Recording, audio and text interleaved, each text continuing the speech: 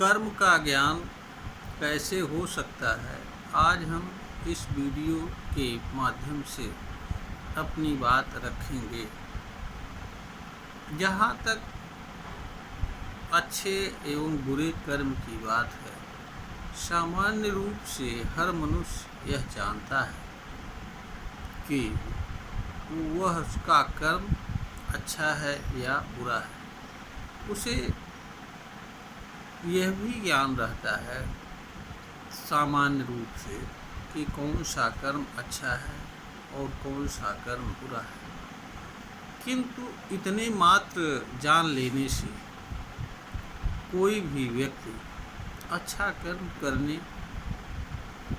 का हिम्मत नहीं जुटा पाता है और उसे यह विश्वास नहीं हो पाता है कि जो चीज़ें वह वास्तव में प्राप्त करना चाहता है वह चीज़ें उसे अच्छे कर्म से प्राप्त हो सकती हैं। इसलिए मनुष्य उन कर्मों को करना ज़्यादा पसंद करता है जो कर्म अधिसंख्य लोगों द्वारा बाह्य जगत में किए जा रहे होते हैं और जिनके माध्यम से लोग बाह्य जगत में बताई जा रही सफलता को प्राप्त कर रहे होते हैं और उसी पर विश्वास करते हैं और यह भी देखते हैं कि जो कार्य करके सभी लोग आगे बढ़ रहे हैं उसी कार्य को के हम भी आगे बढ़ सकते हैं और उसी को करने में अपना भलाई समझते हैं, क्योंकि ऐसा अधिसंख्य लोग कर रहे हैं। यही सामान्य मनुष्य की स्थिति एवं दशा है। इससे आगे बढ़कर कुछ लोग आपवादिक होते हैं जो सोच और विचार करके यह भी जानने की कोशिश करते हैं कि उनके लिए कौन सा अच्छा है, कौन सा कर्म बुरा है और उस अच्छे कर्म को करके जानने का यह भी प्रयास करते हैं कि इसके करने से उन्हें क्या लाभ होगा और किस तरह का होगा और किस तरह की हानि होगी। ऐसे लोगों की संख्या कम है। दूसरी बात यह भी है कि मात्र इतना जान लेने से कि कौन सा कर्म अच्छा है, कौन सा कर्म बुरा है, चाहे वह स्वयं के माध्यम से या किताब में लिखी हुई बात के माध्यम से या किसी अन्य माध्यम से, इतना जान लेने मात्र से कि अमुक कर्म अच्छा है, अमुक कर्म बुरा है, अमुक कर्म करना चाहिए, अमुक कर्म नहीं करना चाहिए, मनुष्य अच्छे कर्म को करने का हिम्मत एवं साहस नहीं जुटा पाता है और न ही इतना जान लेने मात्र से वास्तव में वह कर्म का ज्ञान प्राप्त कर लेता है। जहाँ तक किताबी ज्ञान की बात है, किताबों में वास्तव में कर्म के बारे में नहीं बताया गया है। वहाँ बताया यह गया है कि अमुक कार्य को करने से अमुक लाभ हो सकता है, फला ने यह कार्य किया तो उनको परिणाम यह मिला। इस तरीके से मनुष्य को कर्म के फल के बारे में बताया जाता है और यह भी बताया जाता है कि किस कर्म फल का मतलब क्या है और अलग अलग कर्मों का मानव समाज में अलग अलग मूल्य है। सामान्य रूप से लोग अधिक से अधिक पैसा कमाना तथा ऊंचा से ऊंचा पद को प्राप्त करना मानव जीवन का उद्देश्य समझते हैं, क्योंकि इसी के पीछे व्यवहार जगत में लोग भाग रहे होते हैं और इन्हीं को पाने में ही अपना भलाई एवं कल्याण समझते हैं। क्योंकि पैसा दोनों माध्यम से, पैसा बिजनेस माध्यम से, गलत माध्यम से या पद के माध्यम से गलत कर्म करते हुए प्राप्त होता है। हर कोई ये मान के चलता है कि पैसे की से ही उसकी मान प्रतिष्ठा और तमाम सारी चीज़ें ही सुरक्षित होंगी। पैसा नहीं हुआ तो उसे कोई पूछेगा नहीं। इसीलिए हर कोई जिन चीज़ों या जिन कर्मों से अधिक पैसा बनता है या कोई पद प्राप्त हो सकता है, उन कर्मों को करना अपने लिए अधिक उचित समझते हैं। उन कर्मों को करना लोग पसंद नहीं करते हैं जिन कर्मों को करने से उसे कम पैसा प्राप्त होगा, अथवा जिन कर्मों को करने से उन्हें कुछ नहीं पैसा प्राप्त होगा, उन कर्मों को लोग करना पसंद नहीं करते हैं। यह सामान्य रूप से मानव की सच्चाई है। यहाँ पर सबसे प्रमुख बात यह है, हर मनुष्य को जो जानना चाहिए, मनुष्य किसी चीज़ का ज्ञान वास्तव में उस समय कर पाता है जब वह उस चीज़ से जुड़ता है। जहाँ तक कर्म की बात है, कर्म का अपना कोई रूप स्वरूप नहीं होता है। कर्म जब मनुष्य या कोई चीज़ करती है, उस समय कर्म व्यक्त होता है। मनुष्य जितने समय तक किसी कर्म को करता है, उतने समय तक कर्म का प्रभाव उसके ऊपर रहता है, और उस प्रभाव के माध्यम से मनुष्य किसी कर्म को जान सकता है, पहचान सकता है, उस पर विचार कर सकता है, समझ सकता है कि इस कर्म का मतलब उसके लिए क्या हो सकता है। यहाँ पर यह भी ध्यान देने योग्य बात है कि मनुष्य सामान्यतया कर्म को कर्म के कारण, उद्देश्य, प्रयोजन, कर्मफल, अपनी इच्छा, कामना, नकल, अनुसरण आदि के कारण कर्म को करता हुआ जीवन जीता है। इसलिए वह कर्म से कभी भी जुड़ता नहीं है। अब प्रश्न यह उठता है कि मनुष्य कर्म से कैसे जुड़ सकता है, क्योंकि बिना जुड़े तो कर्म को मनुष्य जान एवं समझ नहीं सकता है। कि मनुष्य किसी कर्म से उस समय जुड़ता है जब वह किसी कर्म को निष्काम भाव से करता है। इसी को श्रीमद् भगवद गीता में योग भी कहा गया है। निष्काम भाव को सम भाव भी कहा जाता है। सम अर्थात एक भाव, जो सबको एक समान भाव से हर चीज़ को देखे। कर्म का फल प्राप्त हो न प्राप्त हो, दोनों अवस्था में मनुष्य समभाव में रहे, यही योग होता है। यानी मनुष्य समभाव में तब रह सकता है जब वह किसी कर्म को निष्काम भाव अर्थात फल की इच्छा के बिना, फल मिले या न मिले, इस भावना से मनुष्य किसी काम को करता है और करता रहता है, तो मनुष्य को का जो कर्म होता है वह निष्काम भाव से युक्त होता है।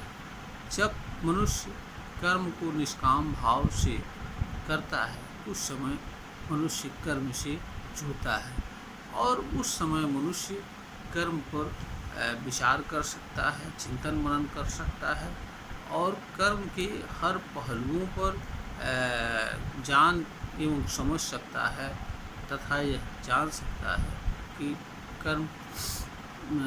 कोई कर्म मनुष्य के लिए क्या है। कर्म को जानने के लिए मनुष्य के लिए बाहरी कर्म को करना आवश्यक नहीं होता है। आवश्यक केवल उन्हीं कर्मों को होता है जो कर्म केवल और केवल शरीर क्रिया से जुड़े होते हैं, योग की क्रिया से जुड़े होते हैं, उन्हीं को करना आवश्यक होता है।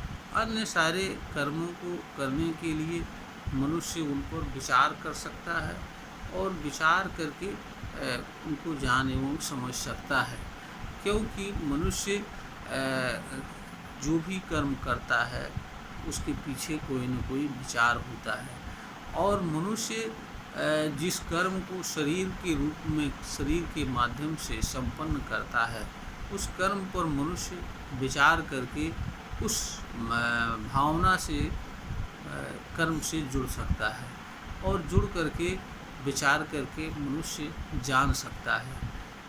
कोई भी कर्म जिसे मनुष्य को संपन्न करना होता है, उसके पूरे संपन्न होने की हर स्थिति पर सावधानी एवं सतर्कता से अगर वह विचार करता है तो उसे कर्म के बारे में सब कुछ जानकारी हो जाता है।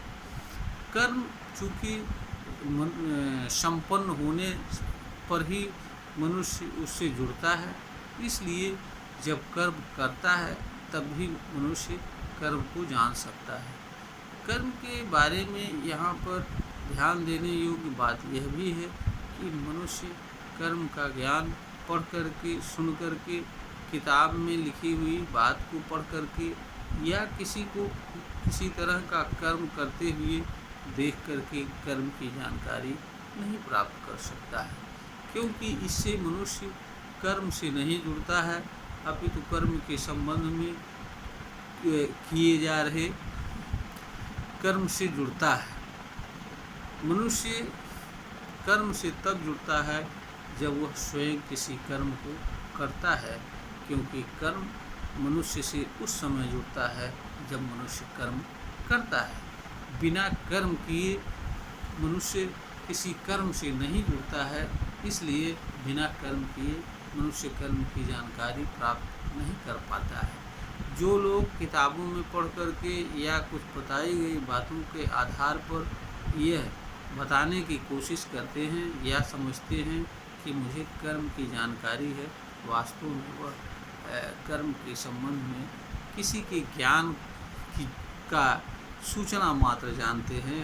उन्हें वास्तव में स्वयं कर्म का ज्ञान नहीं होता है, क्योंकि कहीं किसी कर्म के बारे में कुछ लिखा गया है या किसी के द्वारा किए गए कर्म की जानकारी बताई गई है, तो जब तक मनुष्य उस कर्म को स्वयं करता नहीं है तब तक उसे उसकी जानकारी नहीं हो पाती है, और ये भी नहीं पता चल पाता है कि किताब में जो बात बताई गई है अथवा किसी के द्वारा कही गई है वह वास्तव में सच है या नहीं है। तो मनुष्य किसी चीज़ को उसी समय जान एवं समझ पाता है जिस समय वह किसी चीज़ से जुड़ता है। चूँकि कर्म मनुष्य के माध्यम से संपन्न होता है, इसलिए जब मनुष्य कर्म को करता है तो कर्म से जुड़ता है। किंतु यहाँ पर यह भी ध्यान देने योग्य बात है कि मनुष्य जब किसी कर्म को निष्काम भाव से करता है उस समय वह कर्म से जुड़ता है और कर्म के बारे में जान एवं समझ पाता है।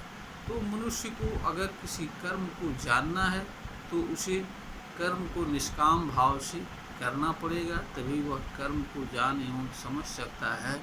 और मनुष्य सावधानी एवं सतर्कता से कर्म के हर पहलुओं पर विचार कर सकता है। कर्म के हर पहलू का अर्थ, कर्म के प्रभाव, कर्म को करने का परिणाम, कर्मफल और इनके माध्यम से मनुष्य के साथ जुड़ने वाले विचार एवं भाव जो भी बनते हैं, उन सारी चीज़ों पर मनुष्य को सावधानी से देखना होगा तथा इन सभी चीज़ों के मिलने अथवा न मिलने से मनुष्य के ऊपर क्या प्रभाव पड़ता है और मनुष्य की दशा क्या होती है, क्योंकि हर कर्म को करने पर मनुष्य की अलग अलग मनोदशा भी बनती है। इसलिए हर चीज़ों पर मनुष्य को सावधानी से देखना होता है, फिर मनुष्य किसी कर्म को जान एवं समझ पाता है। इसके लिए मनुष्य को अलग अलग कर्मों पर अलग अलग रूप में विचार, क्योंकि हर कर्म का अलग अलग प्रभाव होता है, अलग अलग कर्मफल होता है और अलग अलग परिणाम होते हैं। जब तक मनुष्य अलग अलग कर्मों पर अलग अलग समय में अलग अलग तरह से विचार नहीं करता है, तब तक वह कर्म की जानकारी नहीं प्राप्त कर सकता है। यह भी जरूरी नहीं है कि मनुष्य असंख्य कर्मों को जान ले।